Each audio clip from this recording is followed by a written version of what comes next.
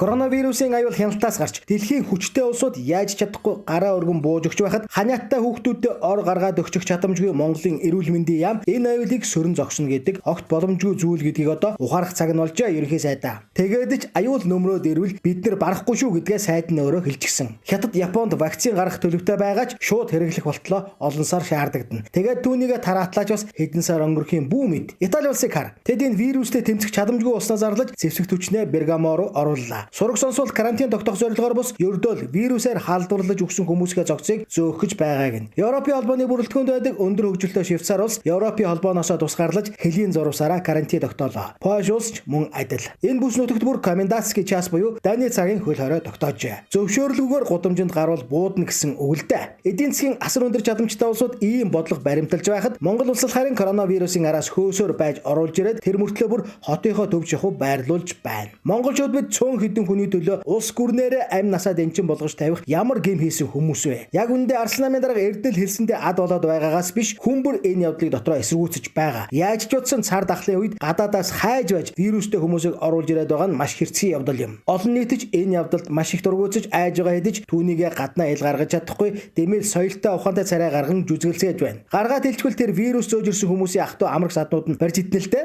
тэд ийм юмда бүр нэг мэрэгжлийн нэг зүйлийг анзаарсан уу? Шуурхай штабын дараа хурандаа ууган баяр цэргийн хүний ёсоор ямар ч нууж авах зүйлгүйгээр бодит байдлыг ингэж илтгэсэн. Нэгэн тал руу хамгааллыг дэглэм сахиулж байгаа бид нар бүгдээрээ сахинаа. Тэр найз нөхөд ах トゥ хамаатан садан дарга цэргүүдээр яриулаад байна. Хүлээж авахгүй, шулуух байлээ. Халдвар хамгааллын дэглэм. Энэ хүмүүсээ хамгаалж, гадагш нь гарахгүйгээд арга хэмжээ авчих. Мэргэжлийн байгууллагын хийж байгаа ажлыг хинч байсан дагаж мөрдөн. Тэрийг бас давхар одоо энэ хэвлэлийн байгууллагаар дамжуулж хэлье. Ер нь альва ажлыг зохион байгуулж яхад дундуур нь орж ирээд элдв одоо янз бүрийн асуудал үүсгээд ах トゥ хамаатан саднараа тэр таньж мэддгээрээ. Дээрээс доороос яриулдгаа болоороо. Дээрээс доороос яриулдгаа болоороо. Дээрээс доороос яриулдгаа болоороо. Одоо ойлгоо. Тэр 20 цэрт байгаа хүмүүс бүгдээрээ дарга нарын ах トゥ хамаатан саднууд. Чухам тэд нар л гадаад дотоод үтэнэж гахаа шууны махад нь тансаглаж чадна. Чухам тэд нар л дарга турганараар ингэдэг гэж уцтуулж чадна. Тэгэж яваад өвчин тусгаараа ядарсан хүний дүрээр шороотой гудамж согтуу аригчтай Улаанбаатарт амь зулдан ирлээ шүү дээ. Арга олдоогүй л байхгүй юу? Хэрвээ байга газарт нь өвчин дэгдээгүй бол тэд Монгол руу тоож ирэхгүй. Хэрвээ огт өвчин тусдаггүй хот улс дэлхийд гараад ирэх юм бол тэд нар өнөөдөр ч гэсэн бөөнбөөнөрөө амь зулбан тийшээ нисцгэн. Тэдэнд байгаа. Тэдэнд дарга нар үйлчлэнэ. Зүгээр тэр тусгай үйлчилгээ нэхэж шаардаж байгааг нь харчихтал бүх зүйл ойлгомжтой. Тэднээс өөр хинч тийм юм нэхэж шаардах тухай бодож зүрхлэхгүй. Вуханаас ирсэн 31 хүнийг эргэн нэг сан. Ёстой нэг нам гүм чимээ аниргүй байж байгаад карантина дуусгаа үсттэй. Дууссан хойно дундаасаа мөнгө цуглуулж эмч совлогч нартай бэлгэлсэн гэж бүр яагаад тэр вэ? Тэд нар бол дарга нар биш, дарга нарын хамаатан саданч биш. Зүгээр л оюутнууд. Ялгаа нь ингэж л гарч байгаа юм.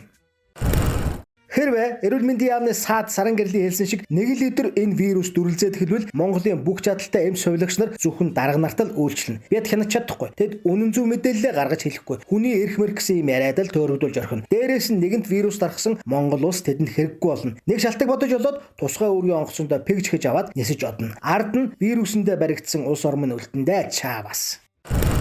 Эрүүл мэндийн саад саран гэрэл гэр гэртээ тусгаарлан гих маягийн юм яринлээ. Чухам тэдний санаанд л тийм марз юм орж ирч чадна. Монголчуудын талаас илүү хувь нь нэг өрөөтэй умгар байр. Монгол гэртээ чигсэлдэж амьдардаг ба тийм нөхцөл тусгаарлах гэж ямар юм байх вэ? Дарга нар л олон өрөөтэй тансаг байранда нэг өрөө гаргаад тусгаарлаж чадах. Цааш нь ярих юм алга. Манай хөтөлбөр Арслан намын дарга Эрдэнэ дургүй. Учир нь тэрээр манан бүлэглэлийн улаан хамгаалагч. Гэхдээ өчигдөр түүний хэлсэн үг үнэн шүү.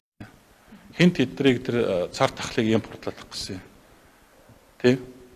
Үнэхээр өнөөдөр улс орны аюулгүй байдлыг хангаж байгаа юм бол бид нар тодорхой хэмжээний эрсдэл гаргаад үндсэн одоо дийлэнх масса хамгаалах хэрэгтэй байна. Өнөөдөр яхаараа цөөнхийн тийм ээ хэрхшиг хангахын тулд улс үндэснийхээ аюулгүй байдлыг дэнчин тавих хэрэгтэй. 3 сая монголчуудын аюулгүй байдал гэдэг нь чухал юм уу? 5-10 хүний асуудал нь чухал юм. Зөвхөн би хатуу хэлж магадгүй. 3 сая монголчуудын аюулгүй байдал гэдэг нь чухал юм уу?